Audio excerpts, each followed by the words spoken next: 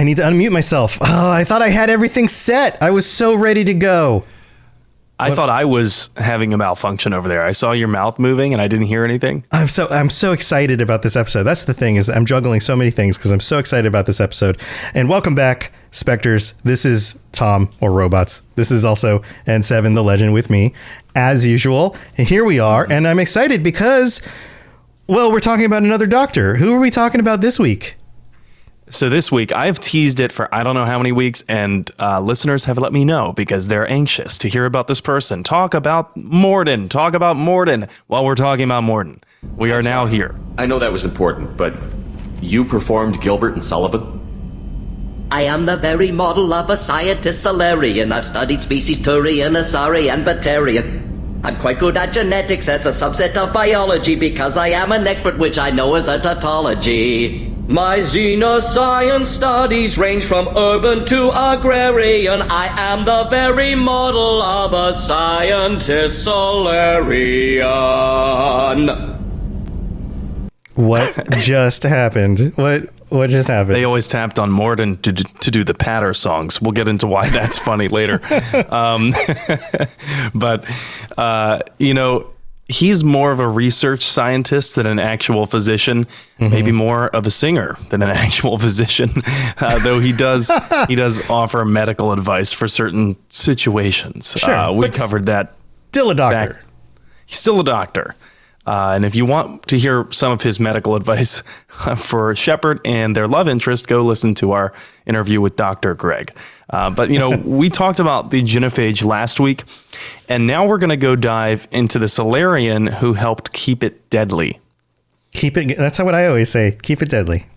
Keep it deadly. Dude. I think that's a thing we need to say to each other now. Like you and me and anybody else that we're like cool with, and be like, how you doing? I'm doing well. Awesome, man. Keep it deadly. Until someone does something absolutely horrendous, and then they're like, well, he told me to keep it deadly. He told me to keep it deadly. Oh, God. Okay, maybe we don't say that. Yeah, don't go around creating genophages, please. Don't do that. That would be bad. Okay, so where do we start with this? I'm off the script already. Where are we at here? So let's talk. You mentioned Genophage, right? Like we know from the games that he worked on the Genophage. But do we get like the full story? Yes, and it's not in the games. He mentions it briefly about his work on the Genophage. He gets into it a little bit in Mass Effect 2, but primarily if you want to hear the story of how he deployed and designed and deployed this modified Genophage, then you have to read Mass Effect Foundation number 9. It's a comic. It's part of the Complete Comics collection. Great collection. Highly recommend it. But we'll recap what we can glean from this origin story for Mordin. So do you remember Mordin was in the STG, that clandestine Solarian group? Yeah. Real sketchy guys. This becomes a relevant lens which we have to view everything through when we're talking about this story. Okay. The story starts with a closed door meeting of the highest Solarian military and political officials, among them Counselor Valern. And there's a number of unnamed officials, but they all seem to have a say in how they should go about bringing back the deadly efficacy of the Genophage because the Krogan are evolving. Right, which we talked about a lot in the last week's episode. So if you've skipped ahead, you've missed that, you want to go, okay, wait, Krogan are evolving. What does this mean? We discussed the science of that last week. Yes. So kind of some contextual knowledge necessary for this episode, but they are getting briefed. All of these officials, they're getting briefed on the situation by none other than Dr. Mordin Solus. He says Krogan need protection from themselves. Genophage will protect them, but not if it fails. Protection from yourself. Yeah, this is one of those questions that comes up all the time in these kinds of things in games like Mass Effect, in stories and in history. But like, whose right is it to make that decision for somebody else, right? That's the big moral question there. Yeah, and that doesn't seem to be a hindrance to the Solarians at all. Like, that's not discussed in this meeting whatsoever. Yes, it's not on the table for debate. They just know that they're going to do it. to understand it, I mean, they've already established that they had the right to do it in the first place, right? And before then, they had already established that they had the right to uplift the Krogan. So, right. Long history of Solarians deciding that they had, the right to preside over Krogan not governance, but I think where I'm self-determination. Mm-hmm. But in this situation, Mordin has a very key role in this. He's the one talking them through the details here. He's briefing them. For some reason, he's the guy they chose to do this, right? He does. And several hundred years have passed, by the way, since they implemented the original Genophage. Several hundred years. If you consider that Solarian lifetimes are only about 40 years, that's a lot of generations of... So Mordin is ultimately told, they all agree, he's told to get to work to make sure the Genophage retains the same population stunting effect. Mm-hmm. So he develops this altered, updated version of the Genophage for dispersal within a week. Yeah, but we've seen him operate very quickly in the game or in the games, right? It's a big thing, but he pulls stuff out of his butt and experiences beyond just the comics, right? True. And then he cures the Genophage in Mass Effect 3 in a matter of a month. Right. It just so a week doing something like that. Yeah. Okay. But that also establishes the time frame before the curing and why he may have been been the right person to figure that out, is he was already doing this work.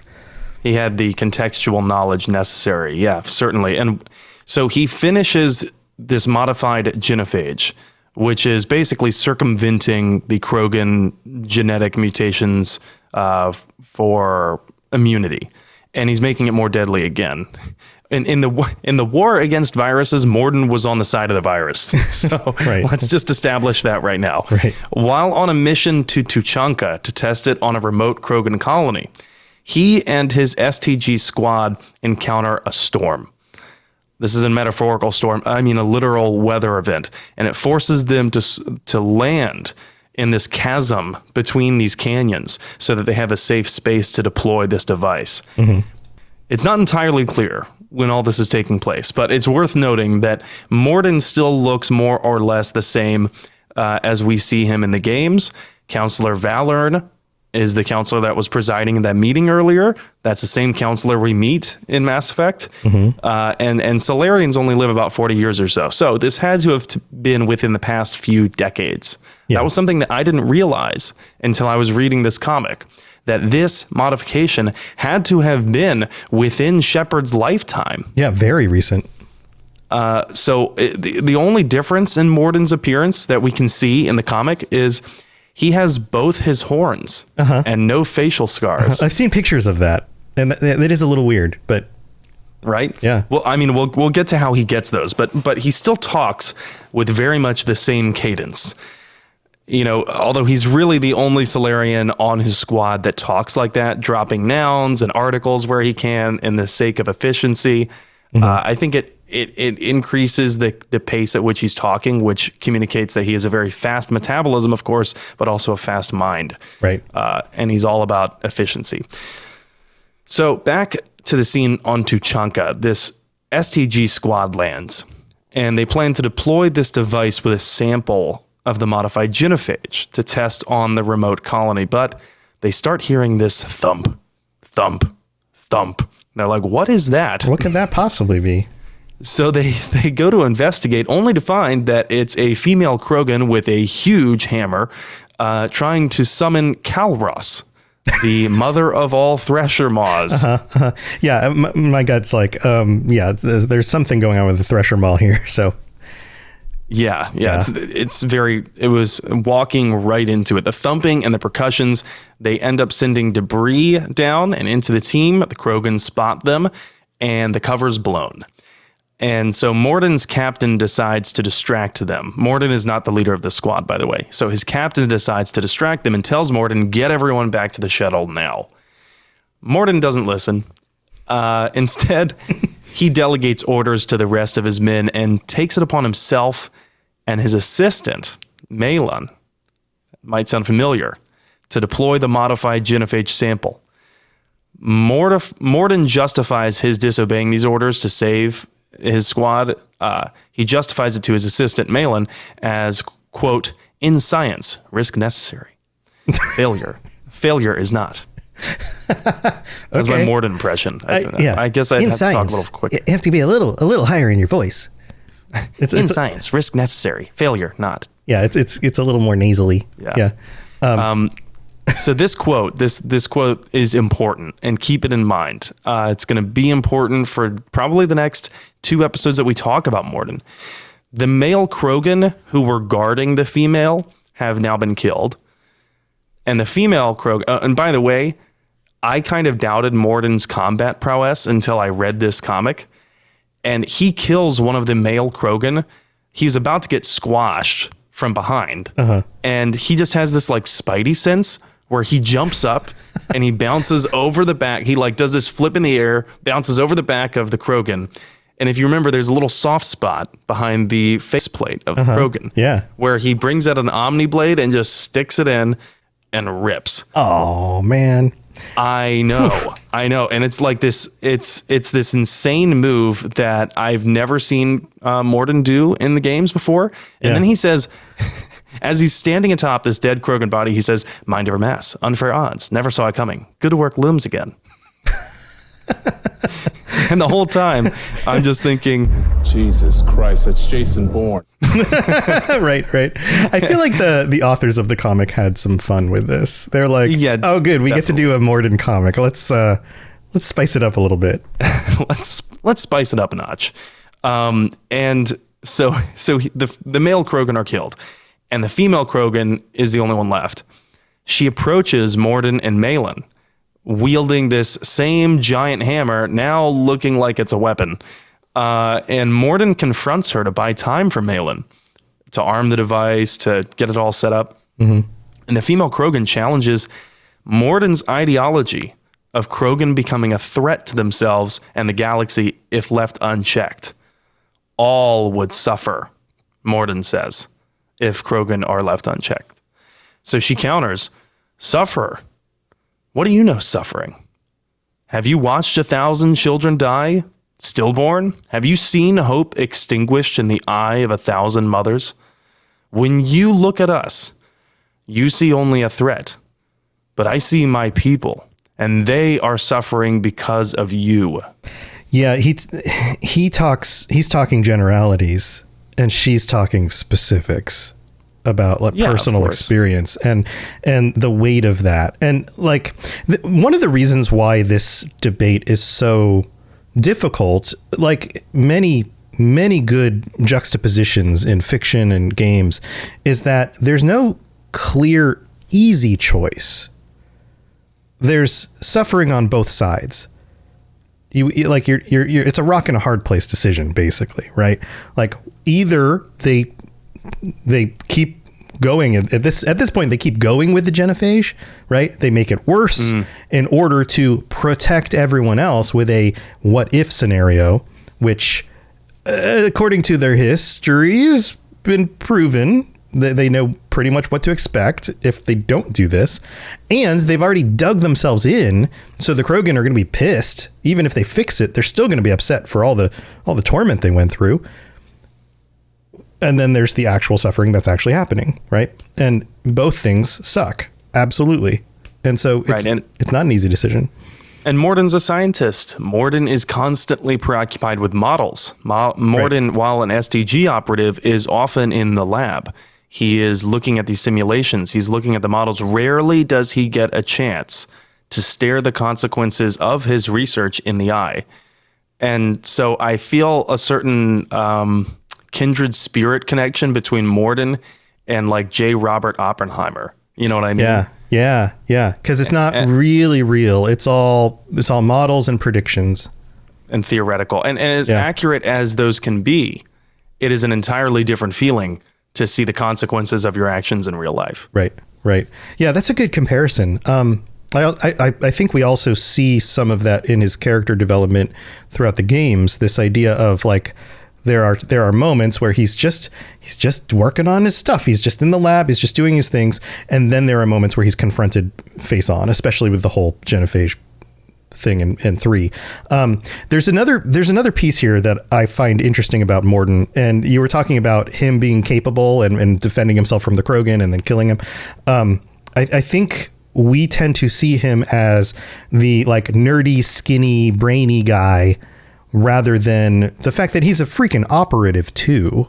Right. There's that, like, we underestimate that side of him because that's just the way society is. Like, oh, he's the nerdy one. He can't do anything in a fight.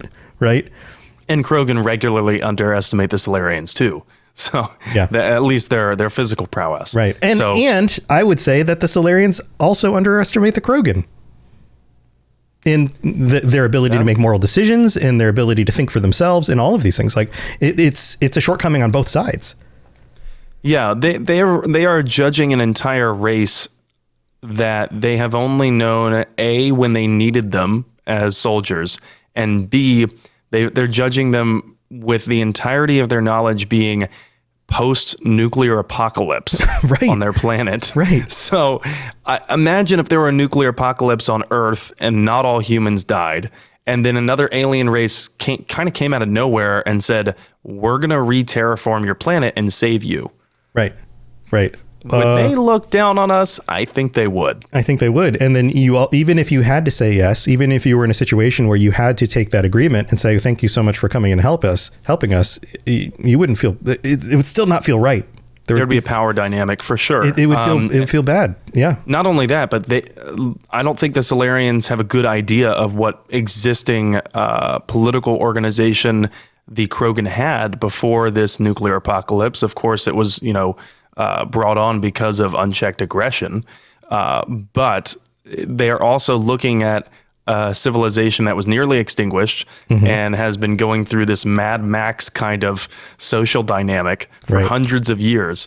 And they're judging their decision about whether to keep them fertile on that. Yeah.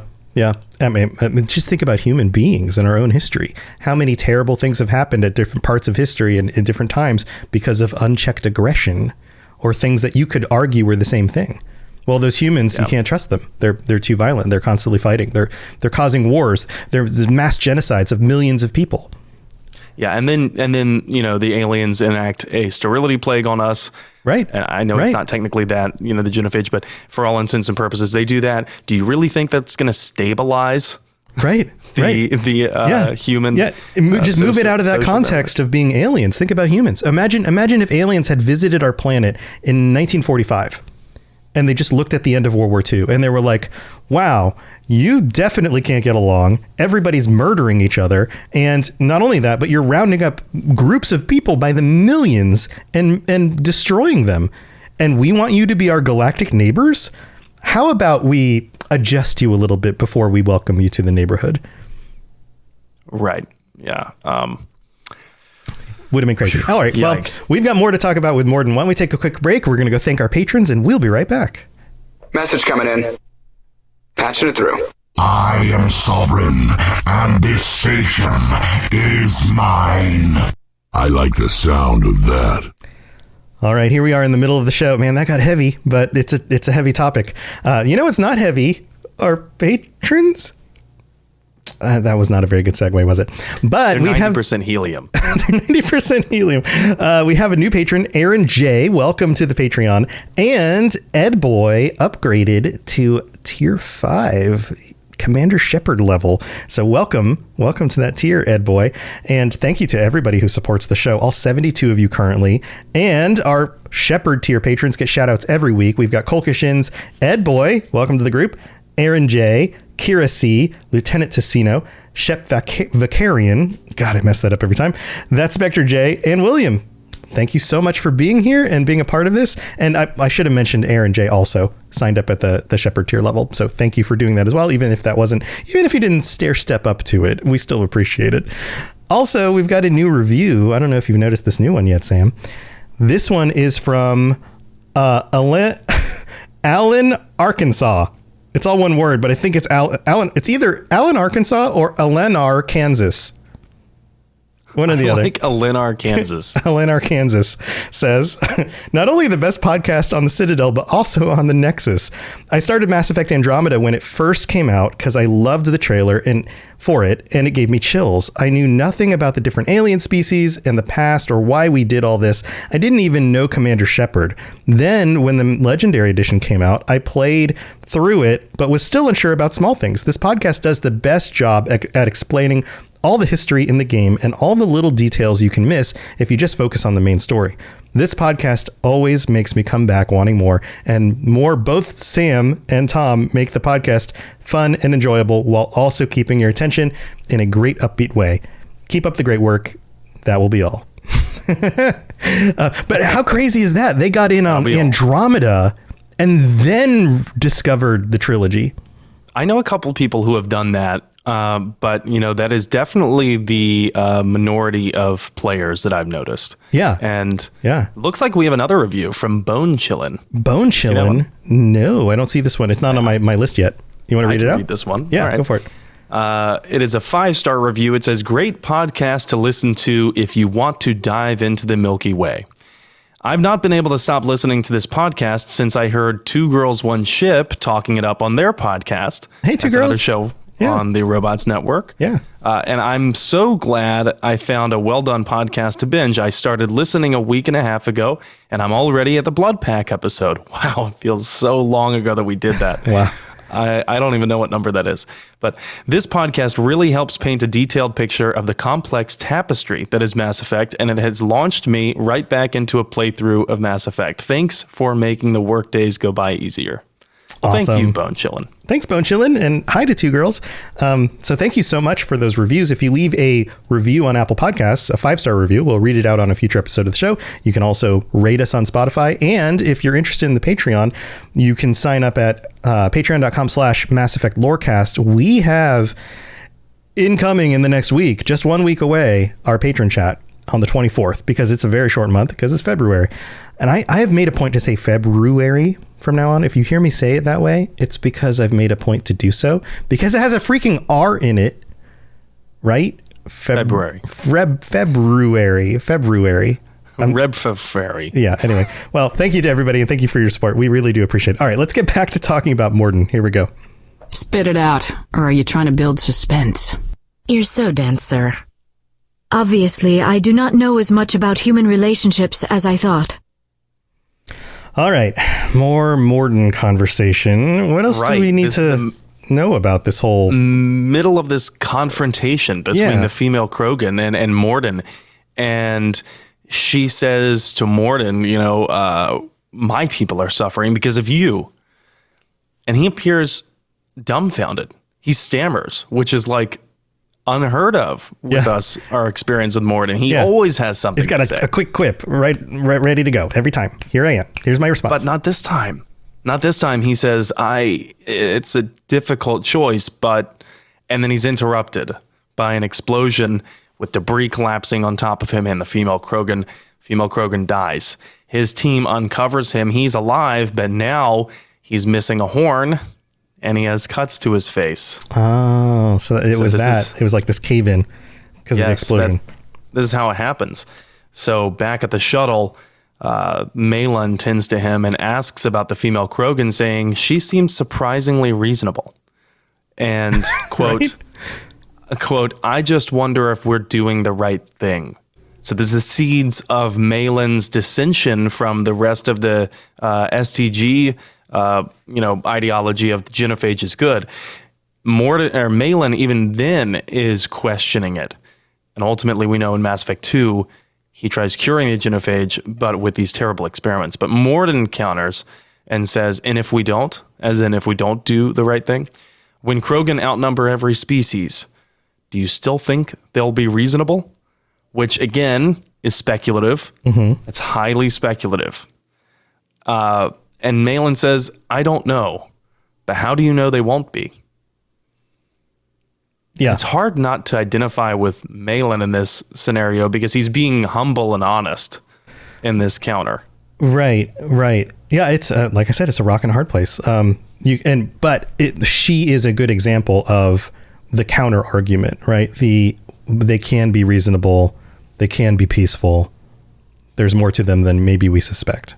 Right. She's enraged because she's had to see thousands of mothers have hope die in their eyes. And yet she's still talking and trying to reason with this Solarian who was about to deploy a device that maybe she doesn't know what it was, but just knows they're spies. Yeah. Yeah. Her first response is not to attack. Her response is to seek understanding and potentially some sympathy, but understanding mostly. Yeah. And, probably just express verbal rage. Like, screw you, buddy. Right. But she's a Krogan. She could have just charged him into the wall or something. And she didn't. Right. She didn't. So Mordin says in response to, I don't know. How do you know they won't be reasonable? Mordin says, don't know. Outcome uncertain, but risk too high. And Malin counters, I thought risk was necessary. Right, because he says it earlier. Because he says in science, risk necessary. Right. And then Malin throws his words back at him and says, I thought risk was necessary. So Malin's basically saying, Mordin, you take the risks only when you deem them necessary. You don't deem the unhindered evolution of the Krogan to be necessary. He's challenging him why he thinks that way. Right. Using his exact same logic. Just turned around on him. Right. Which to Mordin is a very, that's a hit, right? Like, oh, that was my logic. You used my logic, right? You're not going to make an emotional appeal so much as you're going to make a logical appeal. And then to use his own logic against him is even better than that. Yeah, he's basically forcing him into a corner to admit bias. Yeah. Is what he's doing. Right. And scientists try not to be biased. They try not to be, that's but part of the method. Be honest, with so many friends that I have in STEM and so many, as part of my day job, I interview a lot of experts in fields, whether it be STEM or the social sciences or what have you.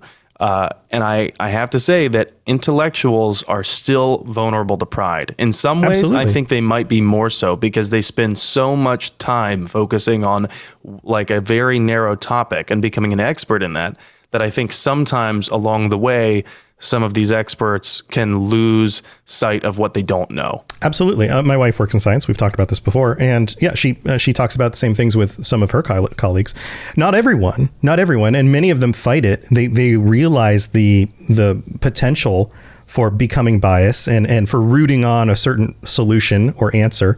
And they have to, that's why the system, that's at least why our system, I can't speak for the Solarians, but that's why our scientific process in the academic sphere is designed the way it is. There is a ton of peer review. That's where she is this weekend. She's actually on a trip. She's up in DC, and part of why she's there, in fact, the whole reason why she's there and much of what she's doing is talking about other people's papers. And she's sitting on a panel of other scientists who all have similar expertise, but aren't exactly focused on the one thing that those papers are about. And they're going through it and they're saying, okay, does this hold up? Does this stand up? Do they need more evidence? Do they need more proof? Are they acting in a biased way with their interpretation of the results? All of that stuff. And so whereas individuals absolutely can be biased, the system is designed to try to weed that out. And that's why our system does work effectively, at least at this point still. As for the Solarians, I'm not sure how effective their system was at rooting out bias for the Genophage. Right. Because it seems to be the uniform, politically accepted response, right? So how much voice would actually be given to those in dissent of it? I'm not sure. Right. Probably because it was a political decision. It wasn't the scientists making the decision as much as the politicians and the military. They were at war. They were at war when it was developed. So it would make sense why the political decision was handed down to the military. Hey, develop a weapon that can stop this now. Right. So it was more engineering than it was science. And too much time in a lab for Mordin, not enough in the field, perhaps. I think that this conversation with first the female Krogan and then Malin gives these seeds of doubt in his own logic. And I really think that this is where Mordin starts beginning to think, maybe I wasn't right. Yeah, but he's prideful. Oh, sure. Yeah. He's very prideful. He's like Dr. House. He's not going to admit that he's wrong. So he's, I think, thinking it inside. but he's not saying it to anyone else. He was so sure the Genophage was the right course until he looked into the eyes of the population he was unleashing it upon. Whereas Mordin may have been tempered in his resolve, though. From this whole scenario, Malin becomes more rigid from this experience, taking an opposite lesson that Mordin takes. You know, he's taking what Mordin said, but he's not taking what Mordin's learning. And that is that the means justify the ends. So in that way, I think that Mordin feels responsible because he was Malin's teacher.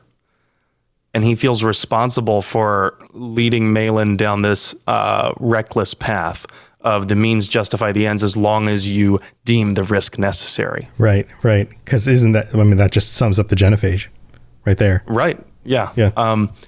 And I think ultimately this whole back and forth over what happens, it manifests in Mordin's mind as guilt, because that's, I think, part of what drove him to open the clinic on Omega. To open this clinic and start treating the poor, the untouchables of society. So it kind of appears, at least on the surface, as a attempt at atonement. Right. Some form of redemption, some act he can make in order to try to make things at least better, if not fully right. Yeah. Okay, so this is Mordin before the games. Next time when we talk about Mordin, we're going to be talking about Mordin during the games and his character development and all of that stuff, right? Yes, that's right. So I've already planned out that episode. We have a bunch of amazing clips. We're going to go through some of the things you may have missed in Mass Effect 2 and Mass Effect 3, and specifically focusing on Mordin's evolution from this diehard, prideful scientist who developed this weapon into what we see in Mordin in Mass Effect 3 with the completion of a redemption arc. Yeah, he's a very different person by that point. And it's one of the reasons why the series is so good, are these character arcs and all of that. So yeah, looking forward to that. But next week we have our Patron episode. So patrons, let us know what you guys would like to discuss. We can vote on it like we've been doing lately. Throw some ideas out there. We'll all get together on Friday night next week on the 24th, 9 p.m. Eastern, 6 p.m. Pacific. So if you can make it, we'd love to have you. If you aren't already a tier 4 or higher patron, you're welcome to sign up within the next week in order to join us. We'd love to have you as part of the chat. And that's what we got coming up. Sam, you got anything else going on? Yeah, I do. I want to throw in one fun fact before we're done here. For anyone that was in love with the Scientist Salarian song, there's actually a reason why they chose that. They being the developers. Uh-huh. The voice of Mordin in Mass Effect 2 had starred in a, I believe, 1985 television production of Gilbert and Sullivan's Pirates of Penzance. That's hilarious. And that is the piece that song is taken from, the model of a modern Major General. I'd love to be a fly on the wall in the conversations. Like, did he walk into the studio to record and somebody was like, hey, it says on your thing you were part of this thing. And he's like, oh, yeah, I still remember the songs. And they're like, you do you? Huh. Okay. I would have loved to have heard that proposal. And Mordin mentions that he sings the patter songs, that they always chose him to sing the patter songs, which, if you don't know what a patter song is, it's something that's very tongue twisty. It's very upbeat and fast. And it's the fact that it's so fast with its cadence is hilarious that they would choose Mordin to sing it. Right. I have to wonder if that's how the voice actor, part of how he got the role. It's like, we want somebody to sound like this. Can you do that? And then he's like, absolutely. Check this out. Check out this 1985 TV production. So he pulls in a VHS tape. He wheels in the cart, right. That every teacher had with the TV on it. Yep. The old TVs. No. Yeah. But yeah, I'm streaming actually today, right after we're recording this. I'm going to be streaming more of my Andromeda playthrough, which has been like hell on earth because I chose to do Insanity, and it is very hard. I've been beating my head against a wall, so if you like to see that, or if you want to see my continued Neutral Shepherd playthrough in Mass Effect 2 now, okay, get this. I'm fully immersed in the apathetic neutral playthrough that I am doing. You've become immersed in this. This is like, yes. This is super engaging. I would imagine it would the assumption would be it's the least engaging version of playing through the game. Well, that's the assumption, but I've never done it before because the game really pushes you to be Paragon or Renegade. And I am so immersed in this that I've decided this shepherd is not going to do anything that is optional. He just wants to go home. In fact, he's a little disappointed he was revived in the first place. Right. And so I am like 8 hours, I think, into Mass Effect 2, and I've already completed Horizon. In fact, I think I'm just one mission away from doing the Reaper IFF mission, and then like 1 or 2 missions from doing the suicide mission after Holy that. moly. That's so I haven't quick. done any loyalty missions. I'm not going to do any that I don't have to do. Jeez. I feel like most people play like tens of hours. Definitely. Like just in a regular playthrough, right? I remember having a 50-hour Mass Effect 2 playthrough. Yeah. But even if you aren't trying to do everything, you're still going to play 20 or 30 hours in order to get through it, usually. Definitely. Yeah. But I am like taking this to the extreme, and the level requirements are rubber banding me, so it's hard as hell. But I can't wait to see how terribly this turns out in the suicide mission because I haven't done anything. And then how that plays out in 3. Oh my, holy moly. It's going to compound. Yeah. Anyway, if you want to see any of that, follow me on Twitch at N7 the Legend, same handle on Twitter.